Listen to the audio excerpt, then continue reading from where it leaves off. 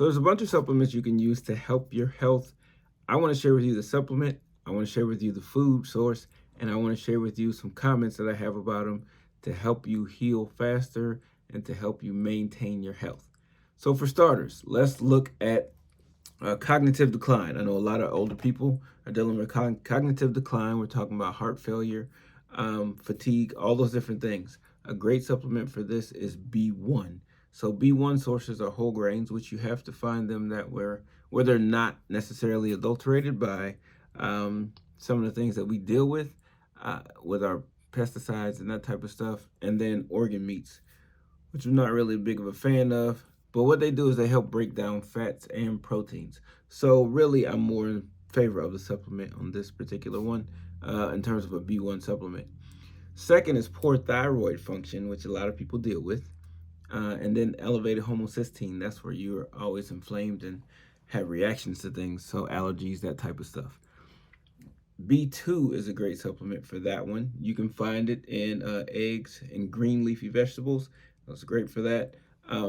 It's great for your metabolism, for carb conversion, fat, and then protein, breaking down protein. So they're great for that as well.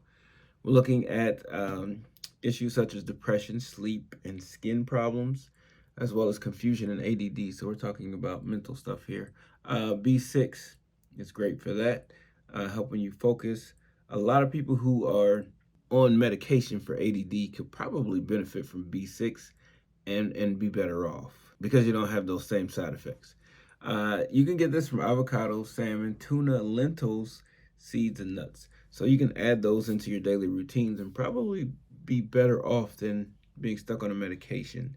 And they also reduce homocysteine. So we're talking about some of the inflammatory things, allergies, that type of stuff. Let's talk anemia, constipation, numbness, and tingling in the hands and feet, poor memory, and then like sores around your mouth.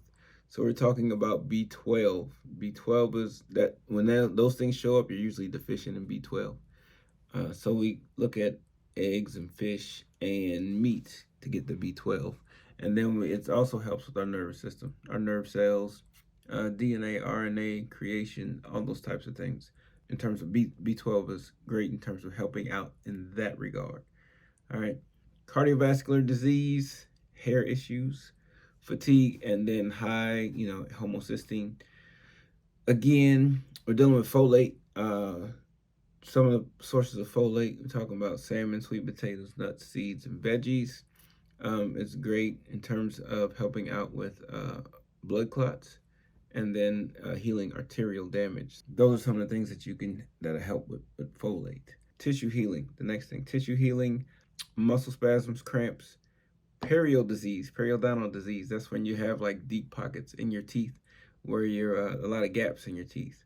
And then depression. So vitamin C is great for that. Vitamin C is great in terms of helping tissues heal. So it's really good for that if you didn't know that. So there's that one, but you can get that in broccoli, Brussels sprouts, papaya, peppers, strawberries, of course, oranges, things along those lines. But one of the best natural resources for vitamin C is camu powder. It's a berry that's in China. Here you can't get that powder. I mean, you can't get the berry because you know how they do stuff where you can't bring in foods from other countries and all that other stuff. But you can get the powder. So the powder is one of the most highest bioavailable sources of vitamin C. You can mix it in a smoothie and you'll be good to go. Okay, number 8 we're looking at here is calcium absorption. Dealing with certain viruses, building your immune system, seasonal affect disorder. We're talking about vitamin D is a great one for that. Vitamin D, the number one source isn't even a food source, sunlight. So that's great for that. You can get it from egg yolks, fish, liver as well. But fatty fish is where you get a lot of vitamin D from. I recommend usually between 5,000 and 10,000 international units for African Americans. Because if you're darker skinned, it's going to be more difficult for you to translate or to, for you to get the sun to transition into vitamin D in your skin because your skin is a natural sunblock. So you don't, it's going to take you much longer to get vitamin D conversion because of your skin tone, especially someone in my hue. If you're a little lighter, then it probably won't matter.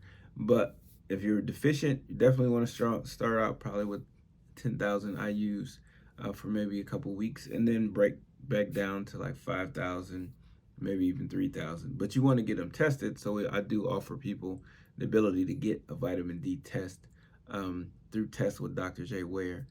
You can get a vitamin D test there to see where you are. That way you at least know what you're doing when you start supplementing with a vitamin D. You can actually test all of these different things that I'm suggesting on Test with Dr. J Ware. So you have that ability to do that there. The micronutrient test all the other ones. The vitamin D specific is to test your vitamin D. Moving on to number 9. So we're talking about hot flashes, eczema, wound healing, sterility. Vitamin E is great for that, okay? So where you get vitamin E, the food you get it from liver, eggs, dark leafy greens, sweet potatoes, and vitamin E is also a great antioxidant. If you need a super antioxidant, and there's another version of the vitamin E, Anonatu vitamin E, that's really great in terms of using it for an antioxidant purpose. And so, just so you're aware of that's there as well.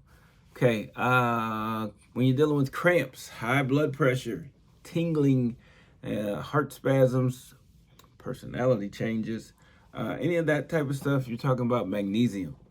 So magnesium comes in a bunch of different forms. This particular instance, we're talking about magnesium glycinate. That is one of the best ones in terms of dealing with muscles, but there's magnesium L-threonate, magnesium citrate, and they're all for different things. I'll make another video just on magnesium, so you have all the different types of magnesium and what they're for. But for this one, we're talking about magnesium glycinate. You can get that from nuts, seeds, and peas. Those are great sources for magnesium in this particular case. And then you're talking about beans as well. And the thing about it is most people are deficient in magnesium and don't really know it, because that's one of the things that's left out of our food supply. Because of the way our foods have been grown and the soil depleted, we don't have a lot of nutrients in our soil. So that is one of the first ones that's missing, is that magnesium glycinate. All right, dealing with toxin elimination and building up our immune function. Cataracts, elevated homocysteine. You see this inflammation thing's going around here. So a lot of this stuff is great for helping that inflammation. NAC, N-acetylcysteine, you can find that in yogurt, cottage cheese, and meat. I personally don't eat any of those things, so I take a supplement for it. I think it's great in terms of helping the body clean up kind of stuff that's around in terms of like it's like an antioxidant that helps clean up some of the free radical things that happen, especially when you're training a lot, you're working out, you're doing all those types of things. You create a lot of free radicals, so you want to get that kind of taken care of. The other one, the last one here, number 12, that is, we're talking about glucose control, liver function, smell and taste, even dealing with weight loss. We're talking about carnitine. So carnitine is one of those things you may not have heard about. There's not really a food source for it. L-carnitine is a pretty good source. It helps your body regulate blood sugars. I use it a lot when people who are dealing with blood sugar issues and regulating the blood sugar. This is a pretty good one for them. And then there's a variety of other things that it's beneficial for your body for. So like I was saying before, you can find these supplements on drjware.us. You can find them there. You get link. That's a way to get into my online portal. There's some other things that I want to tell you about. There is an app that's out there. I'll put the link below the video where you can go to. It's called Pure V. And this app is something you can look at, and it kind of gives you a reading of like how you're doing overall. So like if you look at it'll scan your face. It's a facial recognition scan. You scan your face, it'll tell you like different levels, whether you're like in a good space, whether you're are medium, or whether you're high in terms of danger, so to speak. And reading different levels, talking about blood pressure, blood sugar, cholesterol, all those different things, stress levels, gives you kind of a picture of what's happening with your health. Like immediately, like I get to know now. The other thing is there are some other supplements out here that help with mood. I like liquid supplements when it comes to B vitamins. I also like liquid supplements, period. If you can get around taking a pill, because we don't want to keep pushing that agenda.